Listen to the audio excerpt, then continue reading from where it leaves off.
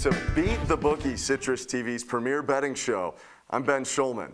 Our hosts have had a tough battle with the bookie for a lot of the weeks this year, so much so that they decided to call in the foreign correspondent. I got the picks today that are going to make you some of that sweet Canadian Tire money. Let's do it. Before I tell you my picks, though, we take a look at how Colin did last week. And oh my goodness, he absolutely killed it. $49.69 gained. It's going to be tough to beat the Bookie, I won't lie. That pit margin against Clemson did really big business for Colin. Let's see how big it was, how he compares to some of the other hosts here on Beat the Bookie. And his gains are only second behind Jaron May. A really good performance in his debut. Unlike Colin, though, we're not going for podium finishes today. I want to finish in the top spot, and let's get to it right now. To do that, we start with the biggest game of the week. Number 6 Michigan and number 8 Michigan State. Both undefeated in East Lansing. It doesn't get a lot better than that. To start the show, we're not going to get too complex. The Wolverines are being asked for just over a field goal, and I don't see why they can't do it. Yes, I worry about Michigan in big games like everyone else does, but Maize and Rage has beat the spread in all but one game this year and has won by more than 4 points in all but one game this year.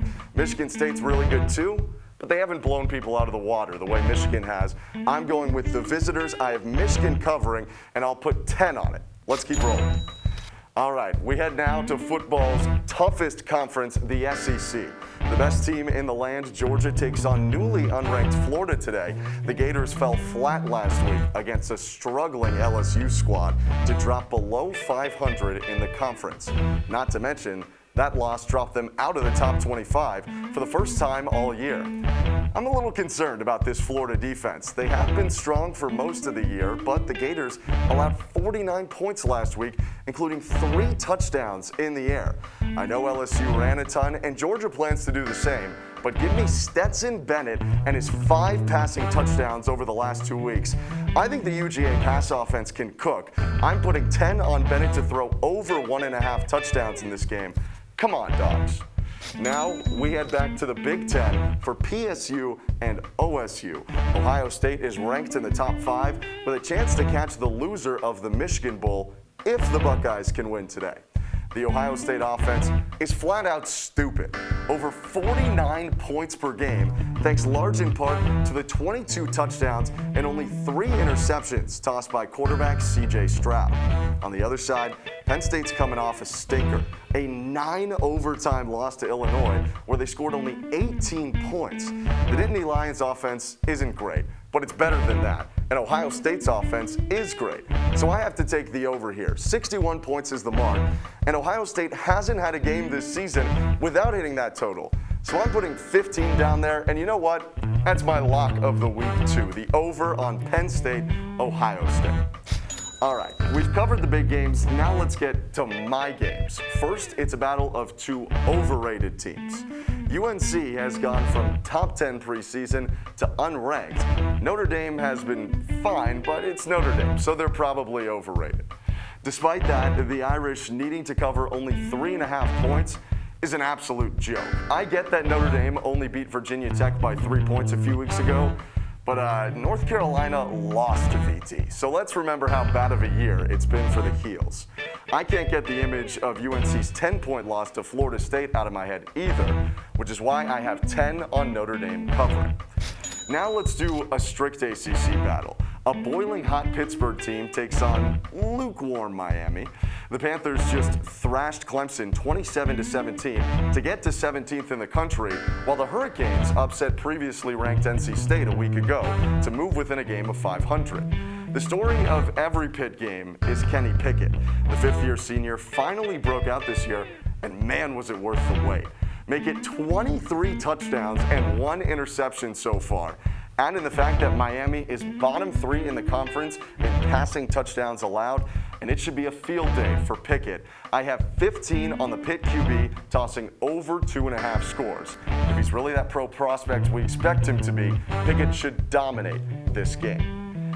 Now, finally, I told you at the beginning of the show that I'm going to beat the Bookie, and to catch Colin, I need to beat him at his own game. Let's play some margins.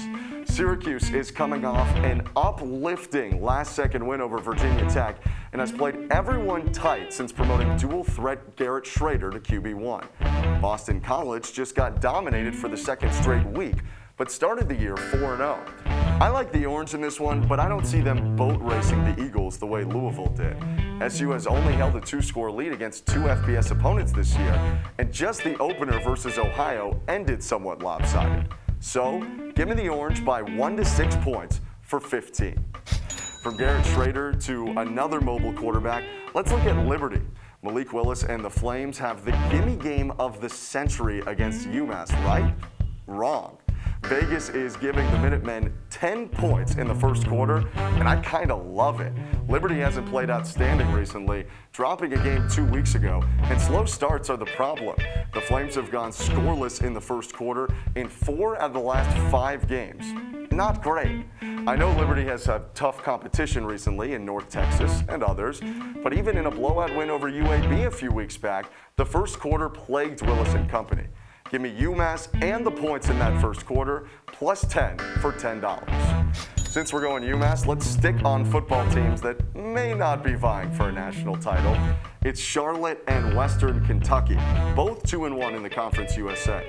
The 49ers started this season with a bang, beating Duke in week 1. The Hilltoppers lost 4 of their first 5. Yet, recent Charlotte losses and Western Kentucky wins has Vegas drinking the craziest Kool-Aid the world has ever known. WKU favored by 17.5? No thanks. I'll take Charlotte to cover. Put 5 on the 49ers to lose by 17 or less. All right, now that I've opened my ledger to you with a handful of picks, let's string a few together. Here's my parlay of the week. All money lines. The Baylor Bears are looking to get into that Big 12 title game. Coming off a 2-score win over ranked BYU, give me Baylor over Texas. A little further north, the 1-loss Kentucky Wildcats are even money on the road against Mississippi State. Kentucky has been great this year outside of Alabama. I like the Wildcats to keep rolling. Finally, Virginia Tech just got the gut punch of all gut punches from Syracuse, and it's time to respond. No impressive wins for the Hokies' opponent in Georgia Tech, and people have been sleeping on VT because of recent play. I don't know what a Hokie is, but I'll be one if VT can finish this parlay for me. Whew, that was a lot of picking there. Let's go around the horn on it one more time before I get out of your way. In our big games, I have Michigan covering against Michigan State, Stetson Bennett tossing 2 or more tutties for the Dogs, and Ohio State and Penn State hitting the over. That's my lock.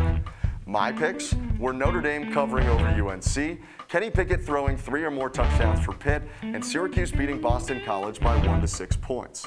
My dog of the week, the UMass Minutemen and the points in the first quarter versus Liberty. I have Charlotte and the points versus Western Kentucky, and my parlay is Baylor, Kentucky, and Virginia Tech to win this week. Follow along with my picks as the day goes on and tune into next week's episode for the results.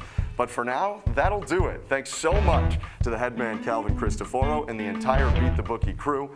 I'm Ben Shulman. Have a good day.